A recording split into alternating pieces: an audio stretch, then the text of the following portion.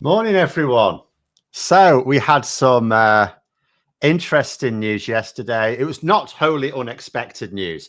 We were sort of waiting for Lee Anderson to defect to Reform UK. But and I talked about that on my own channel yesterday. What I want to talk about this morning is whether or not it's really a good fit. Because, and I'm gonna cite references here. There's a bit of an issue. Like Lee Anderson clearly is someone who will, who will appeal to a lot of Reform UK voters. Now, just to highlight that, let us just take a little look at a YouGov poll. And what this shows is, I'll read it out for those who can't necessarily see it clearly. So in terms of people who have a favourable view of Lee Anderson, now in terms of the general public, 13% have a favourable view, 36% an unfavourable view, and 51% don't know. So that's 51% suggests that Lee Anderson is not quite the household name he thinks he is. Obviously, everyone in the Twitter sphere, everyone sort of in political circles knows who he is, of course. But in terms of the general public, you always have a certain amount of the public who will say don't know, even to very famous politicians. But 51% for someone who's been a senior politician for a year, that is really high. Usually what you find is when people become senior politicians, the don't knows come down as they form an opinion one way or the other. So Lee Anderson basically is not that well known. But in terms of breaking it down, in terms of those who intend to vote Conservative, only 19% favourable view of him to 31% unfavourable. Again, 49% like, don't know. Which suggests he wasn't ever a brilliant fit for the Tory party. Then you say those intending to vote Reform UK, 56% favourable to 18% unfavourable, and only 25% don't know. So Lee Anderson, much better fit for Reform UK, right? Really much better fit. However, I would say that's for the voters. In terms of the personalities, it's a little bit more of a mixed bag. First of all, like so the way I view it is Reform UK is just like the Brexit Party. It's a party that targets what I would call sort of largely working class people, the sort of people who are quite authoritarian. If we sort of think about the political compass, there are parties, there are a lot of parties that tend towards left wing and socially liberal. There's the Conservative Party that tends towards the right wing, and they try to pick up people. They've got people who are right wing liberal as well as right wing authoritarian. Reform UK as a party are right wing authoritarian, but they try and target people who are left wing authoritarian because they plug mostly the authoritarian side. They have economic policies that are all terrible, but they mostly plug the authoritarian policies. So having someone like Lee Anderson sort of appeal to those people, but the actual people running Reform UK are all snobs. They're much worse snobs than the average Tory. They're all privately educated, privileged millionaires, multimillionaires who all think the Tories are too kind to people. That's what they are. So they look down their nose at Lee Anderson more than even the Tories did. And we can sort of see some of this. There's been like Ben Habib, who is deputy leader of Reform UK, did after Lee Anderson said his thing about Sadiq Khan, Habib actually said he wasn't sure that Lee Anderson would be a good fit for Reform UK. He said he had his doubts about him. So I'm trying to find the exact comments now, but Ben Habib was none too complimentary about Lee Anderson. Lee Anderson himself was not very complimentary about Richard Tice. In fact, I can tell you what he said about that. He called Tice a pound shop Nigel Farage. He told him to pipe down. Let's see what he said. He said, I get on with Richard reasonably well, but I would say this, he's not Nigel Farage. He's not the leader that Nigel Farage was. And he said this on GB News. So there's a bit of friction between Anderson and the people who run Reform UK. There's a bit of friction there.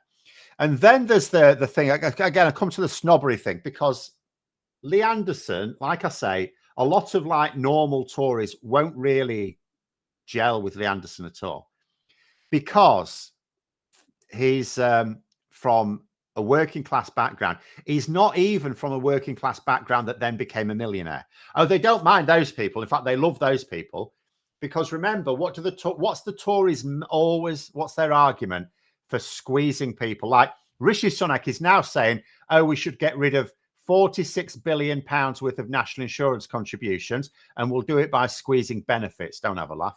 But why do they what's their excuse for doing this? Oh, it's because people are lazy. They should just do some work. So they absolutely love it. They love people who came from a working class background but became millionaires. It's like, this is what you could do if you put your nose to the grindstone. This is what you're capable of achieving if you just put some effort in, right? So they love it. But he's not that.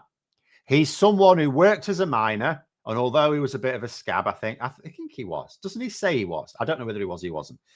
But he certainly talks as if he was at the time of the mining strikes. And, you know, but then all he was before he was an MP, he was just on something like, he wasn't even on 30 grand a year. He was on round about a median wage, which at the time would have been just under 30 grand a year, I'm pretty sure. So, but he certainly hadn't started up his own business. He wasn't an entrepreneur. He wasn't anything. He was just a low-paid worker, the sort of thing the Tories despise. He was just a low-paid wage slave. So they always look down their nose at him. But the people he's now associating with are like that to the 11th level. Craving Beer, £5 super chat, thank you very much, says, with his defection, three-party Lee has managed to raise the average IQ of both the Tories and Reform. Yes, that was my favourite comment as well. There were quite a few good little takes on it. That was my favourite. But I just wonder how divisive he could be, because he was a liability for the Tory party. Tory MPs hated him. He was an absolute liability. And Rishi Sunak, again, Rishi Sunak's come on for some like reasonable flack yesterday, because there's a load of Tory MPs saying, well, this is your fault for raising his profile. And he has. Rishi Sunak did raise it. I mean, look at this. Of all Britons, still 51% have no view of him. How is it possible? Like, Lee Anderson is so opinionated. He's so in your face. He's so obnoxious. How is it possible to know anything about him and not form an opinion? For like 51% to say they don't know means that his profile isn't all that. I mean, you know, amongst the general public, it's not all that high. It's not all that high. So, and his profile would have been way lower before he became deputy party chair. And Tory MPs are furious at Sunak. I mean, I said at the time, Lee Anderson basically played Sunak. He went to Simon Hart, the chief whip, who then went to Sunak and said, oh, Reform UK have offered me basically £500,000 to join Reform UK. So according to Lee Anderson, the deal was this, that Reform UK would guarantee his MP salary for the full 5 years after the election. So it's like, work for us, be our candidate. If you lose, we will pay you what you would have been paid as an MP over those 5 years. Now, Richard Tice denied this. Lee Anderson says this has happened. What I would say is I believe Richard Tice on this occasion, and that is because it would be first of all, it's a lot of money. Is it really worth it for Lee Anderson? I don't think so. Granted, Reform UK are cock a hoop that they've got an MP now, and it will help pressure other Tory MPs to defect as well. I don't know how realistic that is, but it's possible. So it does definitely help them. Is it £500,000 worth of benefit? I suspect not. But also, it's highly illegal. It would be hideously illegal. And if someone alleged it, it'd be quite easy to prove. Because if anyone connected with Reform UK is paying Lee Anderson 84 grand a year into his bank account, it would be a bit of a giveaway that actually it's true. So, yeah, Tice ain't going to prison over this. I'll tell you that much. So I believe that this was... So Lee Anderson, I am confident, I'm 98% confident, has just made it up so that Rishi Sunak, because at the time, I remember back then, this was about January, February time, and I remember noting that Lee Anderson was actively trying to raise his social media profile. I said at the time, because he was doing all sorts of stupid things like that social media influencers do. He was taking pictures of his dinner. He did a video of him tying up his shoelaces. Oh, people say I can't tie my shoelaces. Here we go. As if he were, oh, well done. Good boy. Well done. You can tie your shoelaces. But he was doing all this stuff on social media to raise his profile. And I said at the time, he's after a job on GB News because he recognizes that he's going to lose his seat. He's definitely gone. He likes having money now. He likes all the nice, posh Michelin star dinners. He likes all that. He wants it to continue. He ain't going to continue. He's going to have to go back to his 30 grand a year lifestyle unless he can get a job on GB News. So that's what he was clearly after. So he goes to the Tory leadership, says, oh, they're trying to bribe me to join Reform UK. They go, oh, we don't want this. What about if we make you deputy chair? He becomes deputy chair, raises his profile, gets a job on GB News. Rishi Sunak created this whole mess. He's an absolute idiot. And Rishi Sunak has been played by Lee Anderson. He's been played by him. And I wonder how someone like Rishi Sunak feels, because Rishi Sunak, right, obviously, from a certain point of view, he's very clever. He's an investment banker. He has to be clever, right? Doesn't mean he's wise, but it does mean he's clever. Now, he is someone who will think to himself he's got a good brain. He's had a top public education, so his ego is massive. He will have a very dim view of Lee Anderson because, of course, Rishi Sunak doesn't have working class friends, right? So he will think of Lee Anderson as basically this oik. And what must Rishi Sunak be thinking now that he's been played by this oik? He'll be fuming. Brian Ferguson, €10 super chat. Sorry, thank you very much. £10 bet says the election won't be until the end of the year, Phil. Well, my bet is that it'll be spring. I'm not saying it's definitely spring. I'm still confident. Or put it this way, I'm more confident it's spring than any other time, but we will see. We won't have much longer to find out. But if by the end of the month it's not been called, then I'm wrong. Simple as that. Anyway, let's have a look. Oh, is this Lee Anderson? He should challenge Trump to an IQ test. Trump's into that kind of thing. Yeah, that'd be hilarious. I don't know whether you mean Biden or Anderson there. It'd be quite amusing to see Anderson up against Trump in an intelligence contest. I think actually Anderson would win. So the only person in the world he might win against. Actually, I say that. I'm being mean to Anderson. I actually think Anderson's got a lot more nous than some of his others. I often think about the sort of three amigos of the Red Wall, Lee Anderson, Brendan Clark-Smith, and Jonathan Gullis. And to be fair to Lee Anderson, he's the only one of the three that thought, I need an exit plan here, because the other two haven't. I don't know whether it's because the other two have already got something lined up or they're confident they'll have something lined up because, of their backgrounds, maybe. But Lee Anderson is the only person who's thought, I'm not going to be an MP after the next election. But I must just come on to something else as well. So it was also pointed out that Lee Anderson has been very vocally in favour of MPs who defect to another party standing down, triggering a by-election and then contesting that by-election with the new party. And he was asked yesterday if he would do that. He went, oh, no, it's very expensive, So he won't be doing that. But I'll tell you what is interesting, and I'm not sure I agree with this, but it is interesting. Robert Shrimsley, who is political commentator for the Financial Times, very senior in the Financial Times. And he says Grimfang's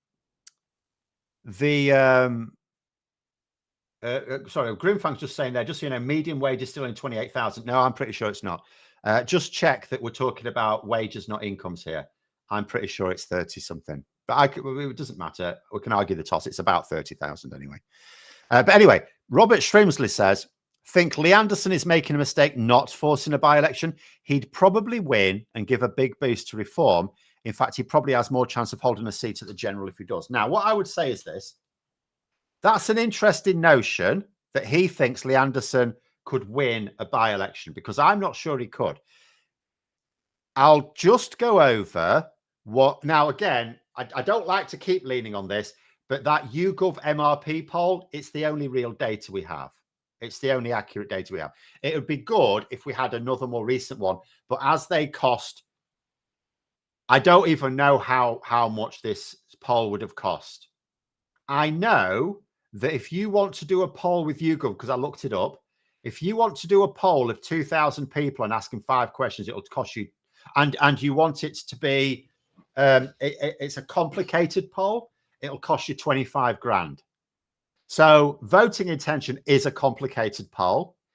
These polled 14,000 people, although admittedly there were not 5 questions asked, it was fewer than 5 questions. But I'm still, it would not, this will have cost tens of thousands of pounds. So people aren't going to like commission YouGov for tens of thousands of pounds worth of polling every few months. But it had Ashfield down as 23% Conservative, 38% Labour, 5% Reform UK. So they're like nowhere. But then 22% other. Now, there is an independent group in Ashfield, the Ashfield Independents, who are attracting a lot of votes as well. So if Robert Shrimsley thinks that Lee Anderson could have won the by-election, what he's saying is that a certain section of that Conservative vote is actually Lee Anderson's personal vote. And he also thinks Lee Anderson could get the Ashfield Independents to back him, because that is the only way Lee Anderson wins in Ashfield. That is the only way he wins in Ashfield. Because Reform UK do not naturally have support there. In fact, it's very low compared to other areas because the Ashfield Independents are basically nicking it. So that's an interesting one there. But I will agree with this. If Lee Anderson had stood down, triggered a by-election, if he'd have won it, that would definitely make him more likely to win in the general election. I would definitely agree with that. Tinkernator, £10 super chat. Thank you. It says Ashfield at the election will be between Labour and Ashfield Independents. Live nearby. That's the local feel on the street when we knock on doors. Tourism reform and nowhere electorally. Well, that's what this is saying as well. It's just I don't know if the Ashfield Independents would back Lee Anderson. That's the only if for me. Obviously, Robert Shrimsley must think that they would. I don't know. I'm not local there. You could comment on that. But what I would say is that Lee Anderson did promise to stand in Ashfield after he had the whip withdrawn. He says, whoever it's with, I will be standing in Ashfield. Now, obviously, Reform UK can easily say, no, we don't want you there. Apart from anything else, Reform UK have got a candidate for Ashfield. So it'd be quite easy for him to say, yes, I absolutely would have stood in Ashfield, but they've already got a candidate and we don't do the dirty on our own. So I'm going to have to go somewhere else. That being said, I had a little look at the MRP poll, and it might be, you might be surprised. You might think that Reform UK have a lot of support in the north. They don't really. Actually, if you were to look at the seats where Lee Anderson, I don't think he stands a chance anyway, if I'm completely honest. But if you look at the seats where he might stand a chance, they're basically in the south. The only one in the north, like where Reform UK have their best shot in the north, is Hartlepool. And, you know, Richard Tice has bagged that already. So he's the candidate for Hartlepool. There isn't really anywhere else. In terms of Reform UK support, like Barnsley South has a lot, but Labour are way ahead there. So it's not like realistically, because basically the way, if Lee Anderson's going to win an election with Reform UK, it will be, he won't nick much Labour support. He might nick a bit. He won't nick much. It'll be by nicking Conservative support. And there isn't really enough in Barnsley to do that. So Barnsley, I don't think so. He might get a decent share of the vote. Like if he wants a glorious loss, he can come second in Barnsley South. That's what I would say. He could come second in Barnsley South. You're saying his best chance would be Clacton. I can't remember where I thought. Let's have a look at that then. I did find a couple of places down south he might have had a better chance at. Let's look at your suggestion, Clacton. No, I'm not. unless you've got some particularly local knowledge. I mean, there's a large. I mean, you know, he could stop the Conservatives winning it. So if he wanted to have an impact, so it depends what Reform UK want Lee Anderson to do and what Lee Anderson benefits from. Like in Clacton, the Conservatives are likely to win it. Even now, they're likely to win it. But if Lee Anderson could appeal to Conservative voters in Clacton and raise Reform's share of the vote, then maybe he could reduce the Conservative share down so that Labour could win it. That's a maybe. But there we go. Johnny Copperhead, £10 super chat. Thank you. It says, Gullis is a teacher by trade. Who'd want him in charge of their offspring now after he's shown what an awful knuckle-dragging sack of spite he is? Well, it's all, just even regardless of that. I mean, obviously, some people will like Jonathan Gullis, right? Some people must. You can't imagine, because he was a teacher in a state school, wasn't he? He was like a supply teacher. You can't imagine that someone like Gullis, like schools aren't going to want to employ him. And I don't just mean because he's a knuckle-dragging moron. I mean, just because he's so divisive. He's made himself this divisive figure. You don't want divisive teachers. I know I was a teacher, but, you know, I wasn't like politically divisive in the classroom or anything, only in the staff room. But there we go. What should Sunak do with the threat of reform? Hold a national referendum on border control. Then we can have the familiar faces being touted as experts and Johnson can have another go as PM. Well, so the far right in his party is saying, hold a referendum on ECHR membership on the same day as the general election. Now, they're not going to do that. Apart from anything else, there isn't time to do that because that would require legislation. There isn't time really to start any and that would be major legislation because you can't just have a reform on something like this off the back of a fag packet type thinking. You know, I mean, think how long it took to get the Brexit referendum done. You know, that was like a year after the election and it was their big election promise, wasn't it? So, there we go. Phil, so David said, Phil, I was a supply teacher, hard job. Yeah, I've been a supply teacher as well. It's horrible.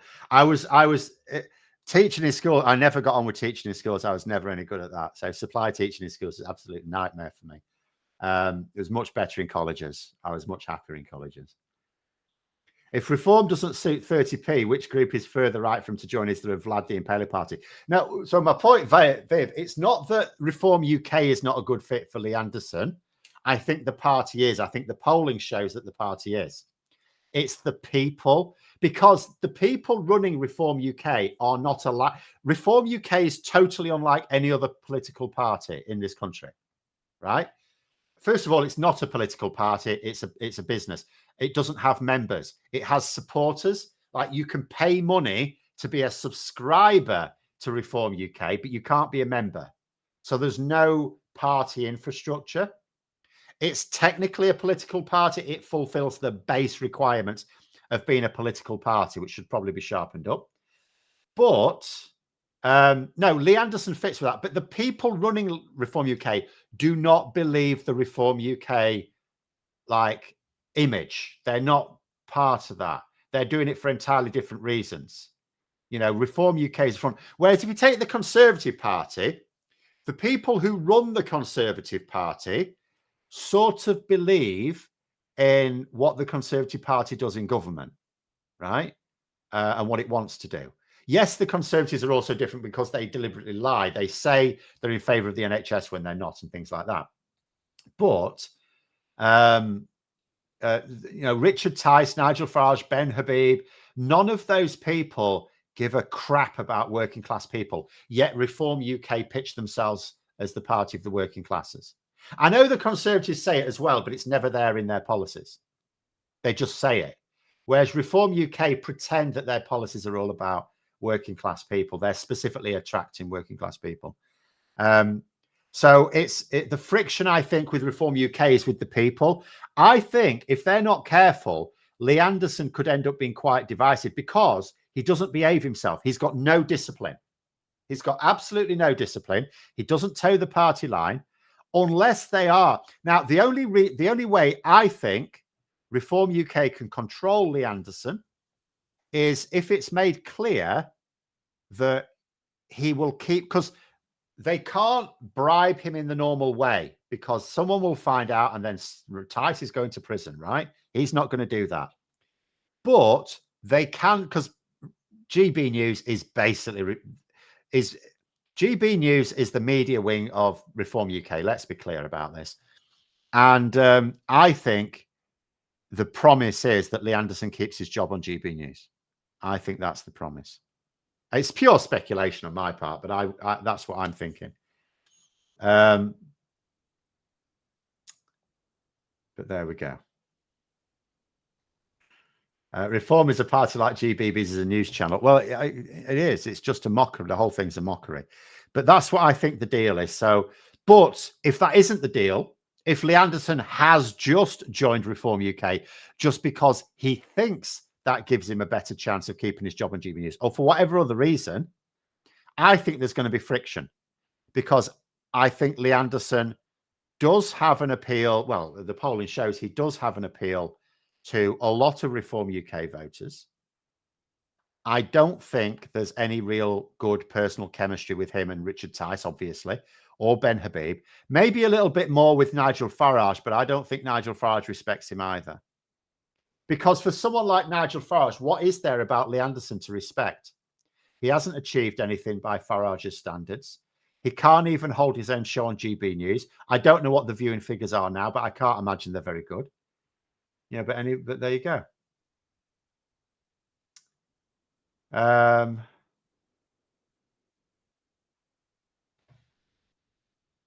So, you know, I just think he's going to be a very poor fit, because I don't think he can get on with the actual people, because Reform UK doesn't have this large party infrastructure. The members of Reform UK are like Nigel Farage is the honorary president. Richard Tice is the leader. Ben Habib and Anne Widdecombe are the deputy leaders. I think they have someone who acts as the treasurer. I can't remember. Actually, does the wiki have it? But I think that's all they've got in terms of members. I don't think they really have any members. Let me see if I can find it somewhere. I mean, they've got candidates. They just don't have members.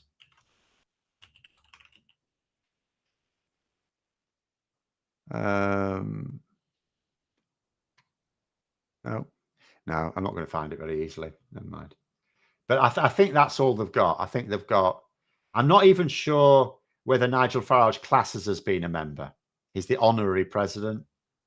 He used to be the leader. Remember, he was the leader of Reform UK, and they were nowhere. They were absolutely nowhere. In fact, Lee Anderson saying that Richard Tice is not the leader that Nigel Farage was.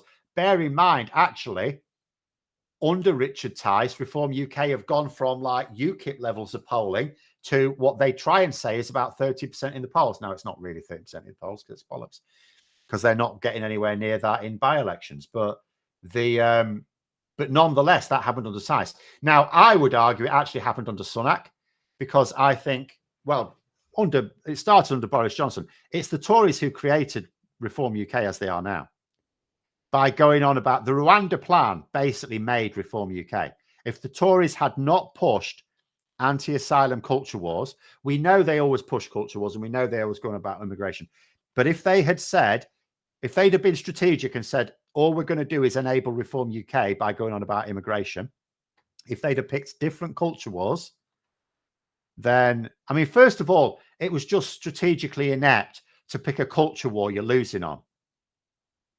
So the Tories have completely screwed themselves with the Rwanda plan, utterly screwed themselves. But anyway, there it is. There's a lot of people having rather disturbing images of Anne Widdecombe there. We're not going to repeat those. But anyway, we'll run out of time. Thanks very much for coming on. We'll just have to see how this one runs. We'll have to see if there are any defections, because the last thing I will just say, if Reform UK do not have another defection ready to spring just before PMQs, then announcing the defection yesterday was a bad move. Terrible move. Like when Christian Wakeford defected to Labour and he'd crossed the floor just before PMQs, he was the main headline news for the rest of the day. Lee Anderson announced his defect. No one knew who Christian Wakeford was. Most people still don't. Lee Anderson is reasonably well known.